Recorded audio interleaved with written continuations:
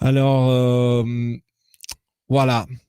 Pour vous donner une idée un petit peu de à quel point il déteste Trump, et on a expliqué les raisons pourquoi, c'est parce que Trump il est en train d'attaquer l'État profond vraiment de face, quoi.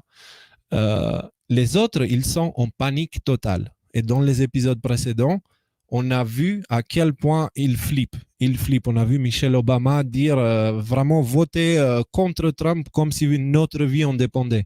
Parce qu'en vrai, leur vie en dépend. Ces gens-là, ils ont commis des hautes trahisons, d'accord, en divulguant des informations qu'ils ne devraient pas, etc., etc., et aussi des crimes contre l'humanité.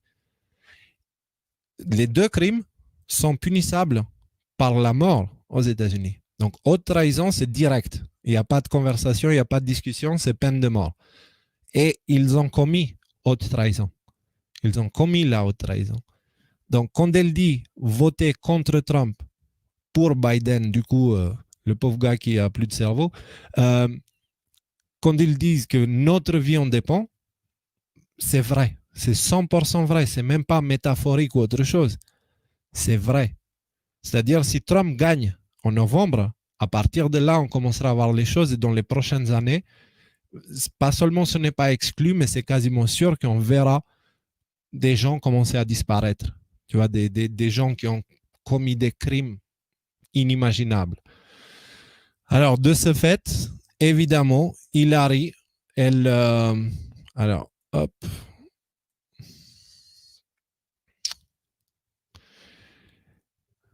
Hillary Clinton dit que Biden ne doit pas concéder sa défaite le soir des élections. Je ne sais pas pour vous les gars, mais moi, sa tête, il y a un truc vraiment flippant chez cette dame. Hillary Clinton exhorte Joe Biden à ne pas admettre sa défaite à la prochaine élection présidentielle si la course est trop proche pour être convoquée. Lors d'une interview mardi, Clinton a déclaré qu'il pensait que le vote par correspondance ferait traîner les résultats définitifs des élections de cette année.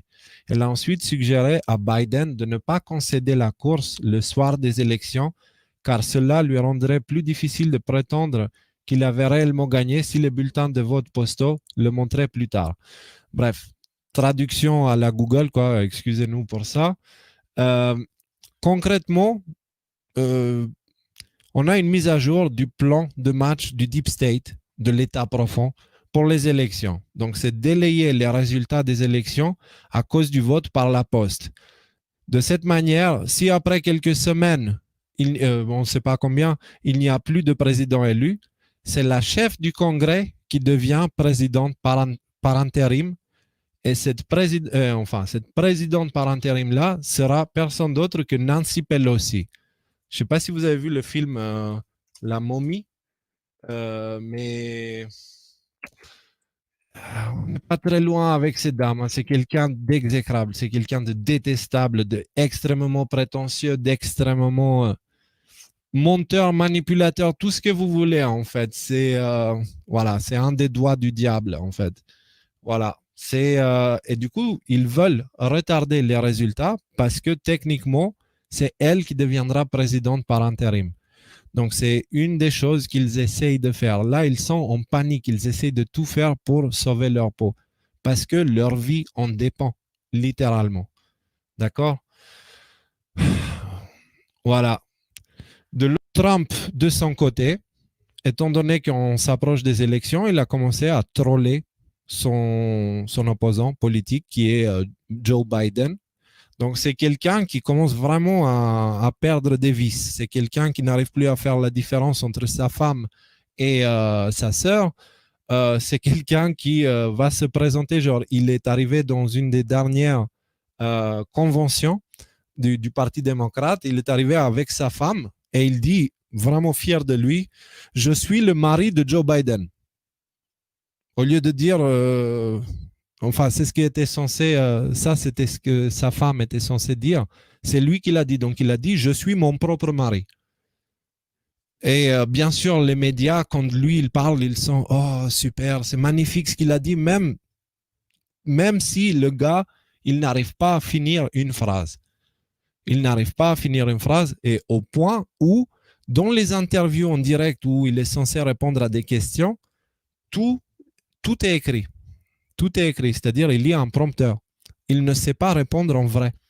Il n'a pas il a la capacité intellectuelle, comme je dis toujours, d'un enfant de 5 ans drogué et bourré en même temps. Voilà. Et c'est ça que les opposants de Trump veulent mettre en pouvoir. C'est quelqu'un qui ne sait pas où il est, comment il s'appelle. Il pense qu'il est son propre mari. Il ne fait pas la différence entre sa femme et sa sœur. Voilà. Et donc, Biden, ces derniers temps, il a montré une amélioration au niveau de sa santé mentale. Le truc, c'est que Trump, pour les troller, il a demandé à ce qu'il y ait un test de drogue ou comment tu dis, un test sanguin pour voir qu'est-ce qu'il prend. Donc, là, il y a... Voilà. Donc, Trump défie Biden de faire un test de dépistage de drogue avant le débat. Le président américain Donald Trump a appelé lui-même à le challenger démocrate Joe Biden à se soumettre à des tests de dépistage de drogue avant leur premier débat le mois prochain. Donc, vous trouverez l'article ici sur le live d'aujourd'hui, sur tous les liens du live d'aujourd'hui. Et en fait, ça serait drôle de voir ça en vrai, parce que imaginez qu'est-ce qui se passerait si on lui ferait le test et puis on verrait que, en fait, le gars, il prend de l'hydroxychloroquine, quoi. Imaginez ça. Donc, il y a une raison pour laquelle Trump, il demande à ce qu'on lui fasse des tests de ce genre.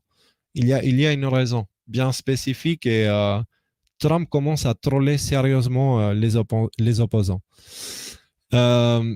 Mais bien sûr, donc la fameuse Nancy Pelosi qu'on vous a parlé tout à l'heure, elle, je vais vous traduire cette vidéo en direct parce que c'est vraiment juste scandaleux comment ils commencent à montrer leur vrai visage. Cette personne, franchement, je mettrais sa photo au fond de mes toilettes, en fait. C'est quelque chose qui m'inspirait à aller mieux aux toilettes. I wouldn't legitimize a conversation with him. Je ne vais pas rendre Trump plus légitime en discutant avec lui. Nor a debate in terms of the presidency of the United States. Ni sur un débat sur la présidence des États-Unis. Now, I know that the Biden campaign thinks in a different way about this, but I thought what he did in the 2016.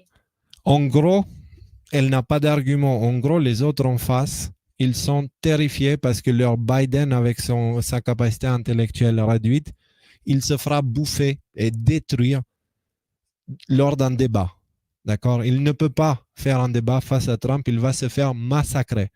Donc, du coup, maintenant, eux, ils changent la rhétorique, ils disent « Ah non, non, non, on ne va pas tomber dans le niveau de Trump, on va rester parce que nous, on est supérieur, on ne va pas faire de débat politique avant les présidentielles. » Mais est-ce que vous imaginez à quel point l'escroquerie, elle commence à se voir? Est-ce que tout le monde se rend compte de l'arnaque? Ici, en France, bien sûr, on ne parle pas de tout ce genre de choses, d'accord? Mais aux États-Unis, croyez-moi, il y a des gens qui le voient. Et aux États-Unis, il y a de plus en plus de gens qui sont réveillés. Vraiment. La balance, elle a penché aux États-Unis. Même leurs fausses statistiques qui servent à manipuler les gens ne peuvent plus cacher le fait que Trump est devant. Même eux, ils font tout ce qu'ils peuvent pour montrer que c'est limite. Mais en vrai, Trump, il est de loin devant, ça se voit la manière, dans les manifestations, dans les meetings, les gens dans les rues, dans les réseaux sociaux, comment on s'exprime, malgré la censure, il y a quand même... Voilà. Et eux, ils essayent de sauver leur peau. Si vous voulez savoir à quoi ressemble un humain qui n'a aucune trace d'intégrité, d'honneur ou quoi que ce soit, regardez bien cette femme. Parce que là, au lieu de dire, écoutez, on ne veut pas mettre notre candidat face à Trump parce qu'il va se faire massacrer, elle va sortir un tas d'arguments à la con qui n'ont rien à voir avec l'histoire, juste pour essayer de convaincre les gens qu'il ne faut pas qu'il y ait un débat entre Trump et Biden. Mais les gars, ça fait partie du système politique que vous avez en place. S'il n'y a pas de débat politique, à quoi sert votre bordel? Est-ce que vous voulez qu'on annule aussi les élections et qu'on dise directement que Biden a gagné? C'est vers ça qu'ils tendent, en fait. Et donc, par rapport à ce qu'on a dit tout à l'heure, c'est cet exécrable individu qui sera président en intérim si les résultats ne sont pas donnés jusqu'au 20 janvier. Alors, si ça peut vous rassurer, ça n'arrivera pas. Donc, que ça soit clair, rassurez-vous, tout va se passer comme il faut. Voilà, comme il faut, c'est-à-dire d'un côté, pour ne pas perdre le contrôle, c'est-à-dire que là, pour l'instant, c'est les gentils aux commandes, ils vont garder le contrôle, mais par contre, ils vont laisser le chaos s'installer un petit peu pour qu'un maximum de gens réalisent qui ils avaient au-dessus d'eux jusqu'à présent. Parce qu'il faut prendre en compte un truc, c'est les amis, nous vivons tous aux États-Unis. Nous vivons tous aux États-Unis. Il y a une chanson d'un groupe allemand qui s'appelle Rammstein qui chante ça. Pourquoi on vit tous aux États-Unis? Parce que, je vous pose juste la question, pourquoi en France on a majoritairement de la musique en anglais qui vient des États-Unis ou de la musique en français? Pourquoi on n'a pas beaucoup de musique d'Espagne, Portugal, Italie, etc., etc.? Pourquoi on a soit des films français, soit des films américains et très, très, très peu des autres pays? Et les États-Unis, ils se sont infiltrés, que ce soit dans la culture, dans la politique, dans l'armée, etc., partout dans le monde. D'accord? Donc, c'est pour ça que c'est super important, comme on a dit au tout début, de garder les yeux fixés vers les États-Unis. Et là, quand vous voyez ce genre de choses, vous pouvez remarquer la panique qu'il y a au sein des gens en face. Ils sont terrifiés. Terrifiés. Ils ne dorment plus la nuit parce qu'ils savent ce qui les attend. Et ce qui les attend. Il y a le mot Satan qui, qui apparaît. Ben voilà, c'est ça qui les attend en fait. C'est leur fin. Leur fin est proche, ils sont terrifiés. Donc là, c'est la bataille finale qui a commencé il y a quelques jours et qui va durer jusqu'en novembre. L'intensité, elle va monter en novembre et à partir de là, ils ne chercheront plus à se battre. Ils vont essayer plutôt de se cacher. Le problème, c'est que, à moins qu'ils créent un vaisseau spatial pour partir à l'espace, ils ne pourront pas se cacher bien loin. Voilà.